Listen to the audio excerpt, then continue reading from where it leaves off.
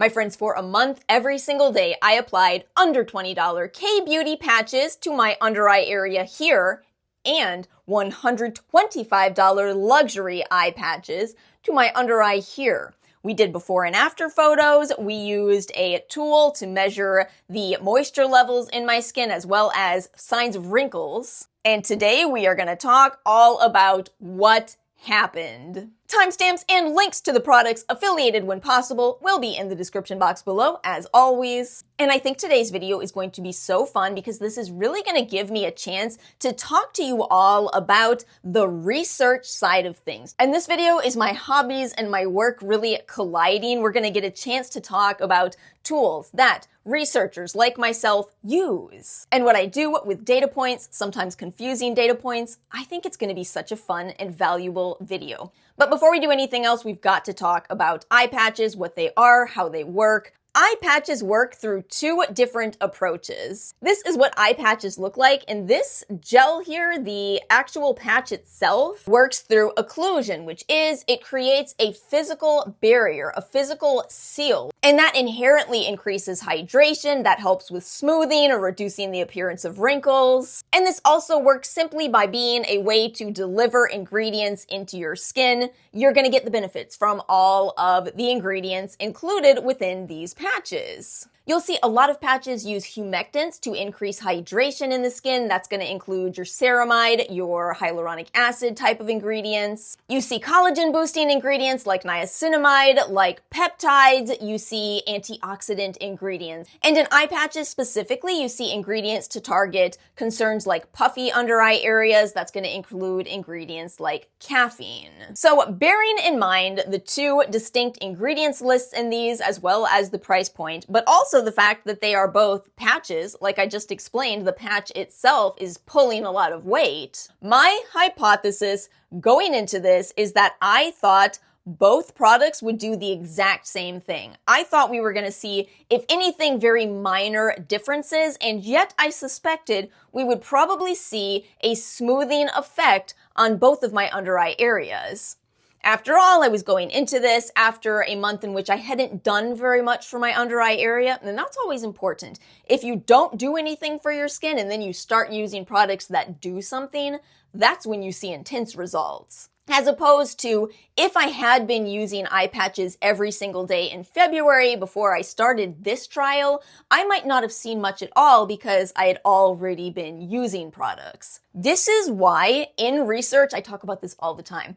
If I was a skincare researcher instead of a nutrition researcher, and I was doing a skincare study, if you all came in to do my skincare study and you told me all of the products that you use, you absolutely love skincare, you watch Alice in the Rabbit Hole all the time, I would say, oh, thank you so much for coming in, but unfortunately, we're looking more for participants who don't use a lot of skincare. And the reason we do that is because it's how we're going to actually see results. If I did this a month after using who does eye patches? Good Molecules eye patches. Then I wouldn't be doing these patches against nothing. I would be doing these patches against Good Molecules. Does that make sense? So without further ado, let's get into the before and after photos. Are you ready? I think it's a little bit shocking. I looked at the before here and I thought, wow, I really don't want to not use a lot of products on my eye area. Let's make sure to be consistent with that. But hey, it gives you the opportunity to see, wow, I really did have quite a smoothing effect on both of my under eyes. I do feel like both of them look better. Personally, I think the before and after supports my hypothesis that it's more so the delivery system itself, it's more so the glycerin itself. So my exciting conclusion, if you will, is that I think the gels itself certainly do something, but I think this shows that it doesn't really matter if you spend $20 or $125. All while it's rejoice, or even if you get some kind of reusable system and just use this with your favorite eye products that you already have. This is exactly what we're doing for the month of April. I hope you stay tuned. Needless to say, after seeing that before picture, yeah, we're gonna do eye patches every day. In fact, I had some of you in my comment section for the Abib review saying, you already do this. Doesn't this before and after make you feel like it's worth it? But let me tell you about good research. Good research would never stop with a photo. I mean, we're not even doing a blind study here. I know exactly what product is applied where. I know exactly what I wanted the results to be for the sake of my wallet. We need some kind of more unbiased way to look at this, and that's why I brought out this tool. Now, this was something that was sent to me by a company, I think about a year and a half ago. If you're curious, I'll link that video for you, but I decided to use this for the purpose of a before and after measurement. These are moisture sensors. I used these under my eye area in a few different places to measure dryness. And this gives a very magnified photo so you can look at fine lines and wrinkles as well as any pigmentation up close. And the software actually gave me some graphs. I'm going to go ahead and put all of that up on the screen for you now. I will have you note that for whatever reason, I truly don't know why, but this chart is slightly different in the Barbara Sturm side. The sensitivity goes up to 60 in the before and then up to 55 in the after, so just make sure that you aren't counting incorrectly. I almost did. I almost counted incorrectly. And while I have this up on the screen for you, I will also tell you that I don't really look that much at small variations. I consider that just kind of noise. And friends, I feel like we are really seeing my hypothesis proven here. I've put it in bold and in blue on both sides. The wrinkle measurement decreased by 5 points. And again, this is what we expect because we are talking about occlusion. One more time here. This is why people like things like sheet masks. This is why people like reusable sheet masks. This is why people like, what's it called? Morning shed. Anybody else perfectly pass the Sephora Jeopardy? I did. From there, we do have some other changes that we are definitely going to talk about. We see redness increased on both sides. What's that about? Probably nothing. Honestly, it's probably just showing that things just keep getting more and more stressful. Gas prices are not going down. We also see that on the Barbara Sturm side, dryness decreased 57 to 44. Why did this not happen on the Abib side? Well, really quickly, let's take a look at these ingredients again. I have to give it to Barbara Sturm for her hydrating formula. Don't get me wrong, this is not saying that I don't like the Abib. I do, but I do think it's worth talking about using retinol every single day.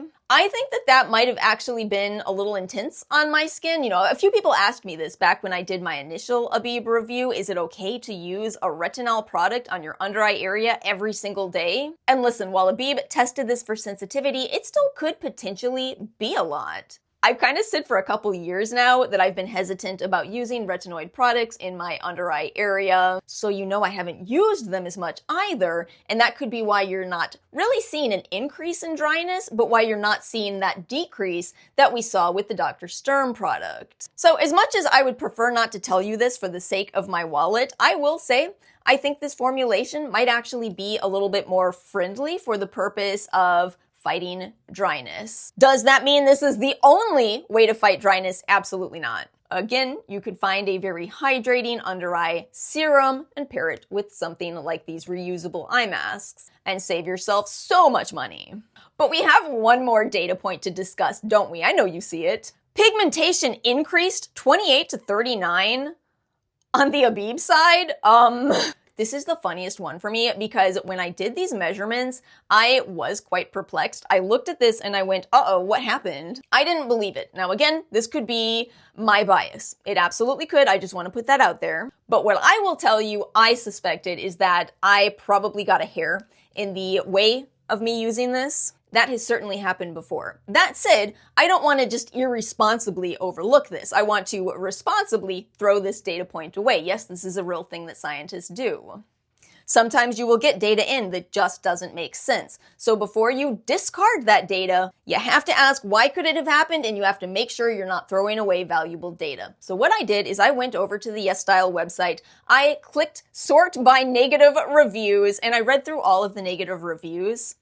Not a single one of them said that they saw an increase in pigmentation, so my suspicion at the time was it was probably a hair that just got in the way of me taking measurements. I don't want to forget to tell you this. Let me just say this here. One of the negative reviews was someone said they were applying these overnight, and when they would wake up in the morning, they felt like their under eye area was more dry. That is not a recommended way to use these, and this is something I've seen Mo Skin Lab talk a lot about. It is important to make sure that you're using products as directed. I think one thing to know with these patches is that they're very moist when you put them on your skin. You know, you leave them on for, depending on the patch, somewhere from 10 to 30 minutes, right? And what happens is all the liquid in them absorbs into your skin. It can't evaporate. It's trapped by that occlusive. But if you were to leave these on for hours and hours and hours, I don't know if you've ever watched an eye patch dry out, but they do dry out. My theory for that person who was experiencing issues by using these incorrectly would be that possibly the patch dries out several hours later and then it actually just starts pulling moisture back from your skin. That's just my theory. That is one way you could use patches incorrectly though. I would caution against that. I'm surprised they're able to do it because for me, it gets uncomfortable if you leave them on too long. But after looking through all of the reviews, after looking at the ingredients, after looking at my own under eye area, I just decided to throw this out. I said there must be some kind of mistake and we're not going to worry about it. I woke up today with this. I did put on eye makeup, but I made sure my skin is clear from any other foundation, concealer, etc. Look at this. I think this dang tool detected this little bump before I even got it. Looks like I have a developing pimple there. How wild is that? Now we have a possible explanation for what was happening, and I guess it could be the patches. Again, they do have niacinamide, and we're gonna talk more about that in a future video. But listen, it could just simply be my hormonal acne yet again, so we're not gonna overly concern ourselves with that. And that really is why scientists look at more than one parameter. That really is why we're looking at photos of the before and after. That's why we're looking at close-ups of the before and after, measurements of my moisture levels, because all of this together gives us a better picture. And of course, on a grand scale, if this was a real study, we would have 200 participants, because the more data that you have, the better your conclusions can be. But my friends, that's it. That's this experiment, if you will. Let me know your thoughts. What do you take from this? I take that I am absolutely using eye patches, but yeah, as mentioned, I will be using the Cocoa Kind patches this April. I feel like I really do have a new sense of appreciation for this category. It's certainly one that is optional. You don't need to use this, but goodness gracious, from my before and after, I feel like if you want smoothing in your under eye area, a 1-month trial really sold me. And again, not on the $125 version, just on the principles as a whole. I really see the appeal, and I'm excited to see that this is a method that works. But that's it for today's video. Thank you all so much for watching. I want to close out and make sure to tell you I'm officially making the announcement. I will be doing 2 videos a week again. Every Friday you can tune in and we'll do something that is a little bit more long-term. A 1-month trial like this, we'll do empties, we'll do sale recommendations. And if you do like the more chatty videos and trying on new releases, that will be at the beginning of the week. I'm gonna aim for Monday to Tuesday. And that will be more in the tried it a few times category. I know not everybody likes that, but one of the most difficult parts of having a mostly skincare channel is you have people in your comments asking, have you tried this? Have you tried this? Have you tried this? And I will be able to direct you all to the Monday or Tuesday video to try products. And hey, that's how we find winners. We gotta try stuff first, and that's how we end up with the products that then end up in the best skincare. So I hope you will join me for both videos, but hey, if you don't like that style of video, no problem, I'll see you Fridays. And if you enjoyed today's video, my friends, please do me a favor and make sure to like and subscribe. I hope you all have a wonderful weekend, and I will see you all next time.